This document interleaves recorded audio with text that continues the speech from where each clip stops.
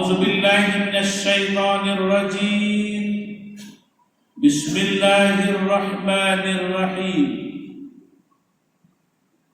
إن الذين كفروا سواء عليهم أأنذرتهم أم لم تنذرهم لا يؤمنون ختم الله على قلوبهم وعلى سمعهم وعلى أبصارهم غشاوة ولهم عذاب عظيم صدق الله العظيم وصدق رسول النبي الكريم ونحن نقص على ذلك من الشاهدين والشاكرين الحمد لله رب العالمين. Hadirin jemaah Jumat yang dirahmati Allah, mari bersama kita bersyukur kehadirat Allah Subhanahu wa Ta'ala. Pada hari ini kita diberikan kesempatan dan kekuatan, keinginan untuk hadir di masjid yang kita cintai ini dalam rangka ubudiyah Jumat, di mana kita diberikan sebuah kewajiban oleh Allah untuk tunaikan kewajiban ini. Disuruh Allah tinggalkan jual belimu, tinggalkan pekerjaanmu, tinggalkan kekhusukanmu untuk duniamu. Maka hari ini kata Allah, menghadaplah kamu sehingga kamu mampu untuk mengimbangi kehidupanmu dunia wal akhirat. Allahumma salli ala Muhammad. Mari kita ucapkan selawat kepada junjungan kita Nabi besar Muhammad sallallahu alaihi wasallam, Rasul yang selalu mengajarkan, Rasul yang selalu memberikan gambar kepada manusia bahwa sesungguhnya kehidupan akhirat jauh lebih penting daripada kehidupan dunia. Banyak orang yang tidak mengetahui bahwa kehidupan akhirat ini adalah sebenarnya. Kapan kehidupan akhirat itu menjadi nyata bagi manusia adalah tatkala mereka baru saja meninggal dunia. Dalam sebuah riwayat dinyatakan oleh baginda Rasulullah SAW, seorang tidak akan mampu mentalaah bahwa akhir dari kehidupan itu adalah sebuah kematian, tapi awal dari kehidupan yang sebenarnya adalah merupakan kematian yang dimaksudkan dalam catatan itu. Maut husnul khatimah merupakan cita-cita kita untuk mencapai sebuah kehidupan akhirat yang sebenarnya. Hadirin yang dirahmati Allah, banyak kita disibukkan oleh dunia, yang mana sesungguhnya dunia itu membuat kita gelap-gelapan, membuat kita tidak bisa terang benderang untuk menghadapi akhirat. Wa bataghi fima atakallahu daral akhirah wa la tansa nasibaka minad dunya. Harus benar-benar mampu kita mentalaah bagaimana kita menggapai hari akhirat itu dengan sempurna, bagaimana kita menujunya dengan kehidupan yang sebenarnya. Kalau dengan pekerjaan dunia kita lupa dengan azan, kalau dengan kegiatan dunia, dengan pekerjaan untuk memenuhi dunia kita lupa untuk sholat Jumat, belum lagi kita mati pengganti kita sudah ada. Sakaratul maut kita baru, pengganti kita sudah ada. Tadi malam kejadian di Provinsi Sumatera Barat, tepatnya di daerah Danau Maninjau. Seorang anggota DPRD dari fraksi Partai Keadilan Sejahtera kecelakaan mobil dan meninggal di rumah sakit dekat dari tempat dia kecelakaan. Hadirin dirahmati Allah, hanya 5 menit berselang waktu, WA langsung masuk ke saudaranya, pengganti antar waktu insya Allah sudah siap untuk menggantikan. Hadirin dirahmati Allah, dunia hanya hitungan menit saja langsung ada penggantinya.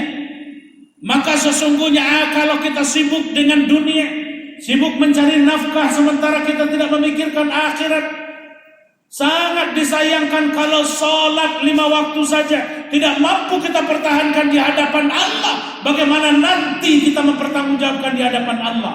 Hadirin yang dirahmati Allah, maka ini yang benar-benar diajarkan oleh baginda Rasul. Bagaimana kita menukilkan nilai tauhid, di dalam diri kita sehingga dia menjadi komponen yang sangat penting yang kita letakkan di garda terdepan kehidupan kita. Mau jadi orang kaya sukses silahkan, mau punya rumah mewah silahkan, mau punya mobil bagus silahkan, mau punya uang berlipat-lipat silahkan, tapi harus sadar bahwa sesungguhnya agama adalah garda terdepan yang menentukan harta kekayaan, pangkat dan jabatan yang kita miliki. Pertanggungjawabannya di hadapan Allah pasti di akhirat nanti, tidak bisa ditawar-tawar. Mau jadi penipu kita hidup, mau jadi pembohong kita, mau lihat sholat kita seperti apa, dipastikan pertanggungjawabannya di hadapan Allah. Hadirin dirahmati Allah, maka ini sesungguhnya sadarkah kita, mempersiapkan dirikah kita untuk menghadapi akhirat, untuk pulang kampung saja tiap tahun yang namanya mudik. Bertahun-tahun kita mencari nafkah, bertahun-tahun kita usaha, siang dan malam kita cari harta, siang dan malam kita menabung demi mudik dan pulang kampung, balik lagi ke rantau kita persiapkan.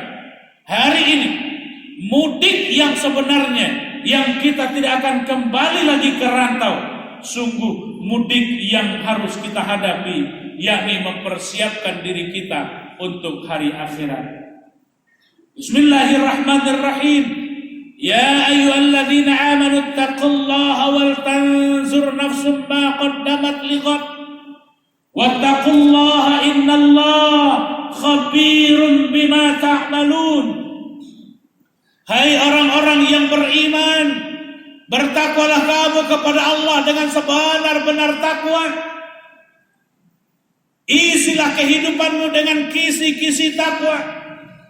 Pertanyaannya di sini adalah, sudah penuhkah kapalmu? Sudah adakah persiapanmu untuk menyeberang ke seberang lautan yang begitu jauh sehingga kamu mampu menatap dermaga yang indah, di mana di dermaga itu kita ditunggu dengan amal, dengan harta, dengan apa yang kita bawa ke hari akhirat nanti.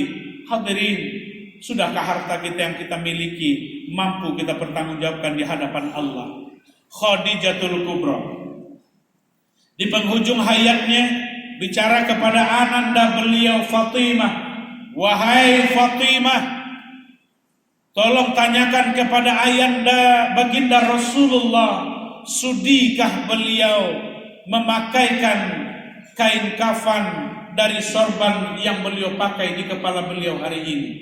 Karena ibu memiliki baju yang sudah sobek, tidak lagi cukup bagi ibu untuk menghadap Allah. Rasanya baju ibu ini sudah tidak layak untuk dipakai menjadi kain kafan untuk menghadap Sang Khalik yang Maha Suci.